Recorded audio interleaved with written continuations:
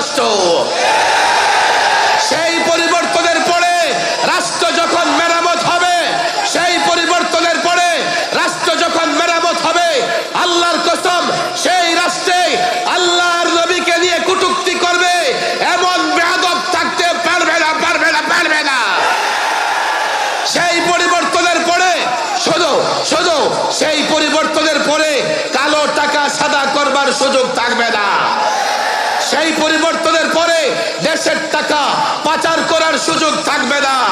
সেই পরিবর্তনের পরে রিজার্ভ চুরি করার সুযোগ থাকবে না। সেই পরিবর্তনের পরে শেয়ার বাজার লুট করার সুযোগ থাকবে না। আল্লাহর কসম সেই পরিবর্তনের পরে নারী নির্যাতন থাকবে না।